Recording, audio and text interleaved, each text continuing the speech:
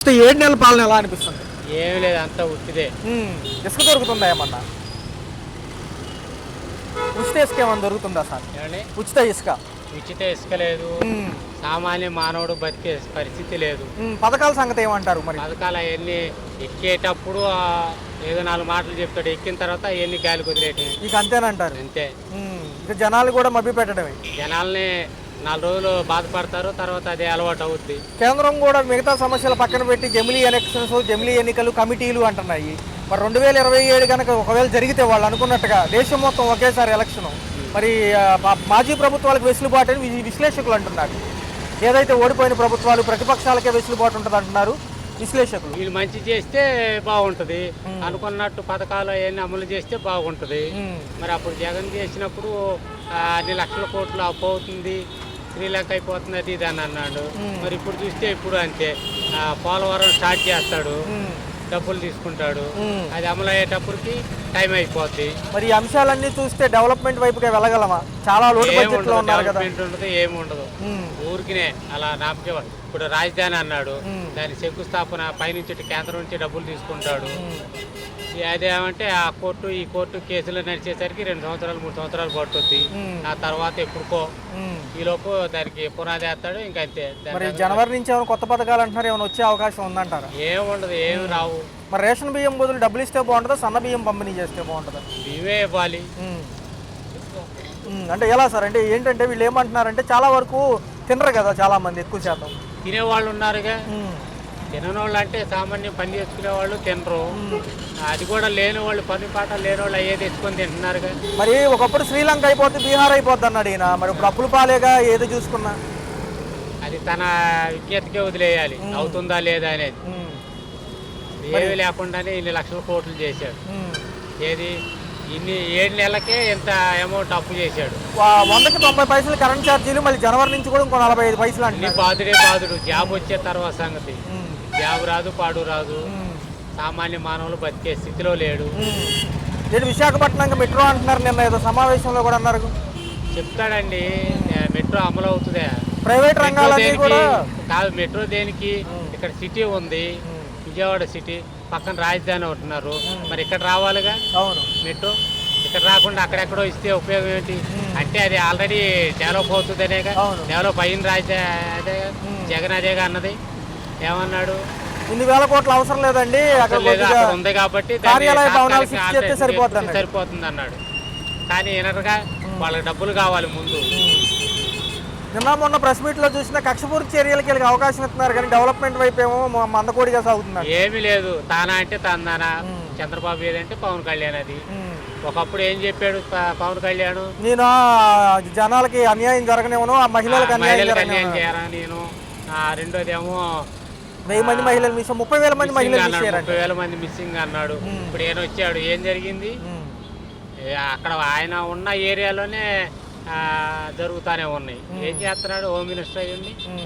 ఇక వీళ్ళు volunteer section తీసేశారు, మా మధ్యతరగతి పేదవాళ్ళకేమో సమాచారం లేదు. వాలంటీర్లు ఉంటేనే మంచిది, ఎందుకంటే ఇప్పుడు ఒక సందులో ఒక 30 ఇళ్ళు 40 ఇళ్ళు ఉన్నాయి. ఆ సందులో వెళ్తుంటాడు వాలంటీర్. వెళ్ళినప్పుడు ఏమంటాడు, అమ్మ మీ ఇంట్లో చదువుకున్న వాళ్ళు ఉన్నారా అని ఆల్రెడీ డేటా ఉంటుంది.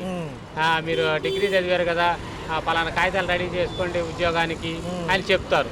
మళ్ళీ మరుసటి రోజు వేరే వాళ్ళ పని మీద వచ్చినప్పుడు ఆయన వస్తాడు కాబట్టి ఆ కాగితాలు ఇస్తారు. ఇప్పుడు కాగితాలు ఎక్కడ, క్యాస్ట్ సర్టిఫికెట్లు ఎక్కడ తీసుకోవాలి? లేదంటే మిగిలిన అన్ని కాగితాలు ఏమైనా కావాల్సి వచ్చినాయి, సమాచారానికి సంబంధించింది ఇచ్చేవాళ్ళు లేడు, ఇన్ఫర్మేషన్ ఇచ్చేవాళ్ళు లేడు. ఆ నోటిఫికేషన్ వస్తేనే ఆ నోటిఫికేషన్ ఎవరు ఇచ్చారు అని అడుగుతారు. పేపర్కి వచ్చింది అని అంటే ఎవరు ఇచ్చారు వాళ్ళని అడుక్కోండి అని అంటున్నారు.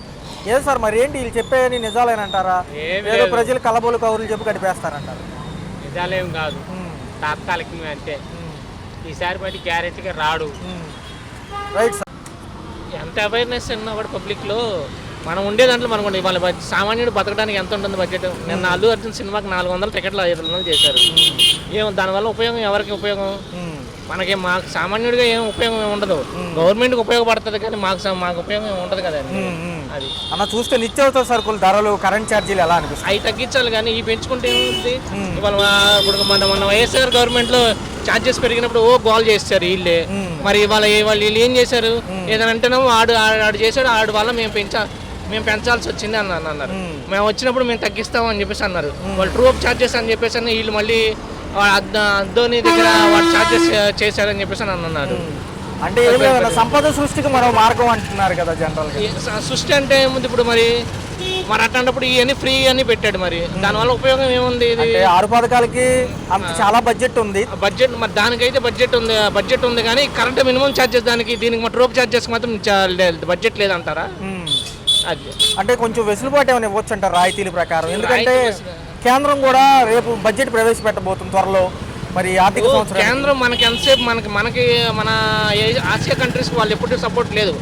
వాడు ఉత్తరప్రదేశ్ అటు సైడ్ వాళ్ళకి మహారాష్ట్ర వాళ్ళకి సపోర్ట్ ఉంటుంది. కానీ ఎప్పుడైనా సరే చూడండి, ఏదైనా మనకి పెద్ద ఏమన్నా ఇచ్చారు మనకి పోస్టులు ఏమన్నా మరి చూస్తే చిన్న చూపులే చూస్తారు. పెద్ద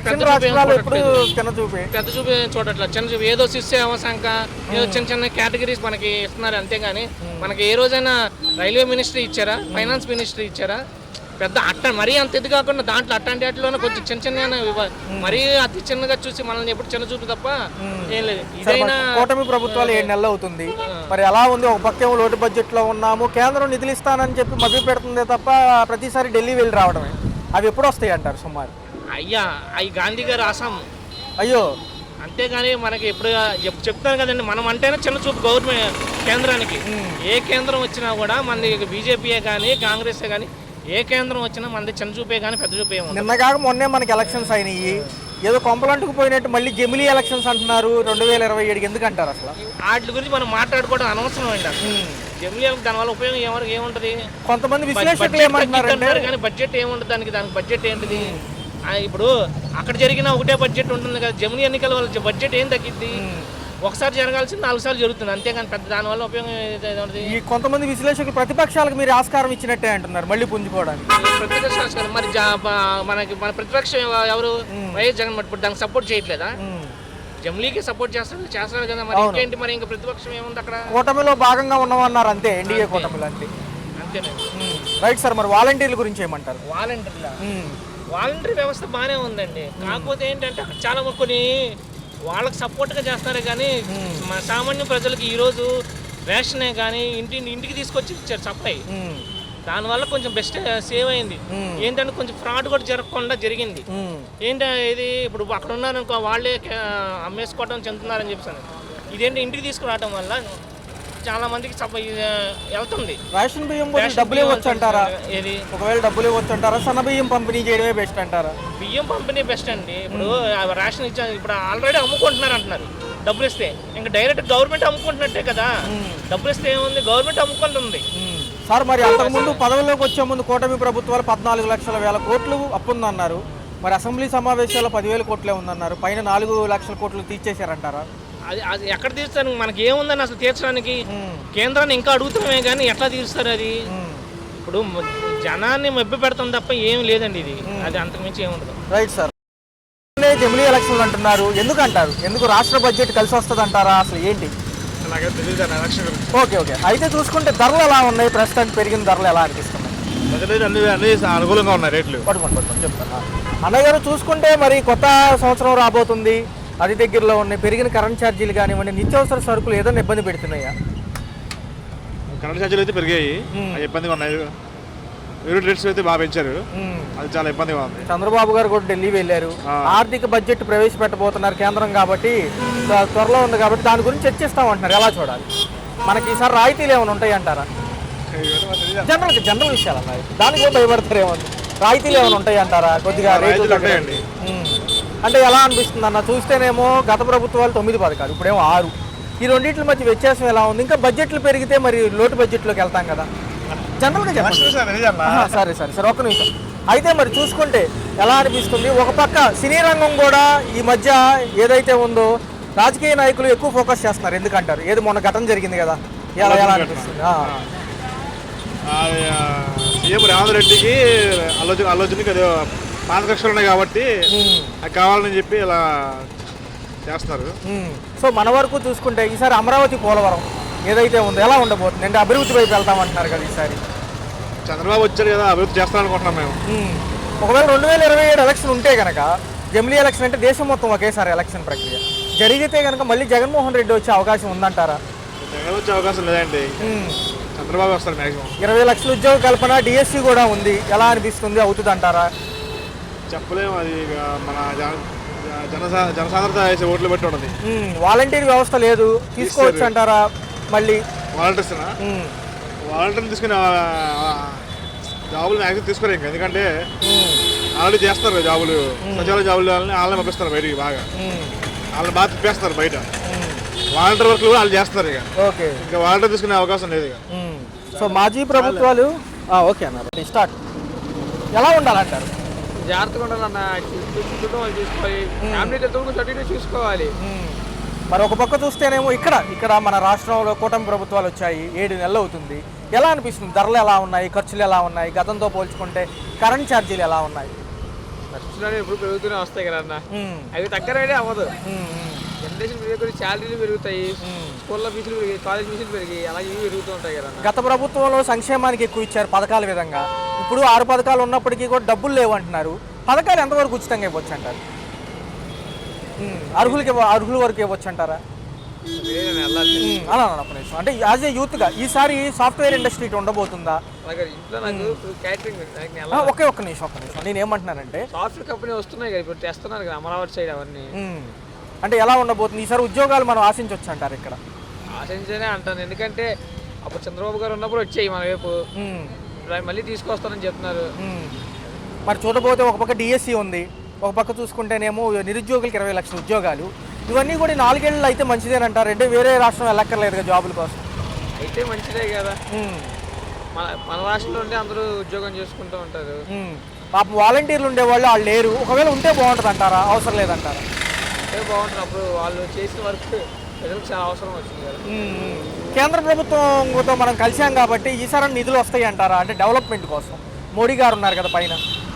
డెవలప్మెంట్ అయితే వస్తూనే ఉంటుంది, మనం వద్దనుకున్నా సరే డెవలప్మెంట్ ఇయర్ బై ఇయర్ ఎంతో కొంత వస్తుంటుంది, డెవలప్మెంట్ లేకుండా ఉండదు. వాళ్ళ కేంద్రం ఏమంటుందంటే జమిలీ ఎలక్షన్స్ పెడితే అంటే దానికి ఒక ప్రాసెస్ ఏంటంటే ఒకేసారి దేశం మొత్తం ఒకేసారి ఎలక్షన్. ఇప్పుడేమో రాష్ట్రాల మధ్య జరుగుతూ ఉంటాయి కదా, ఒక రాష్ట్రానికి అయిపోయాక ఒక రాష్ట్రానికి ఒకేసారి జరిగితే ఖర్చులు కలిసి వస్తాయి. రెండోది ఏంటంటే పారదర్శకంగా ఉంటుంది ఓటింగ్ అనేది అంటున్నారు. ఒకవేళ మాజీ ప్రభుత్వాలు వచ్చే అవకాశం ఉందంటారా? ఒకవేళ 2027లో పెడితే, మనకు మామూలుగా 2029 మళ్ళీ ఎలక్షన్స్ అంటే, మరి 27లోనే వస్తాయి కాబట్టి ఏమన్నా మాజీ ప్రభుత్వాలు, జగన్మోహన్ రెడ్డి గారు ఉన్నారు కదా ఒక పక్క, ఆయనకి ఏమైనా అవకాశం ఉంటుంది అంటారా? మళ్ళీ చెప్పలేమండి, ఇప్పుడు ఆయన అయితే చాలా లోలో ఉన్నారు కదా, మళ్ళీ ఆయనకి ఎరుపు లోలో ఉన్నప్పుడు ఆయన చాలా ముందుకు వచ్చి గెలిచాడు ఆయన, మళ్ళీ అలానే చేస్తే గెలిచే అవకాశం చెప్పలేం కదా. అది ఒక పక్క రేషన్ బియ్యం బదులు సన్న బియ్యం ఇస్తే బాగుంటుందా, డబ్బులు ఇచ్చేస్తే పర్లేదు అంటారు? అంటే రేషన్ అందుకుంటుంటూ ఉంటారు కదా ఇంట్లో. డబ్బులు అయితే ఎవరైనా చేసుకుంటారు, డబ్బులు కావాల్సిన వాళ్ళు అమ్మేసి డబ్బులు తీసుకుంటున్నారు, కానీ బియ్యం అవసరం ఉన్న వాళ్ళు మాత్రం బియ్యమే తీసుకుంటున్నారు కదా. చూసుకుంటే మరి 4 ఏళ్ళు మిగతా అంశాలన్నీ ఈ డెవలప్మెంట్లు, రోడ్లు ఇవన్నీ బాగుంటాయా, లేకపోతే అలాగే కాలయాపన ఏమైనా జరిగింది అంటారా? వేచి చూడాలంటారా? లేకపోతే చెప్పలేము, అది వాళ్ళు ఎలా చేస్తారే అది.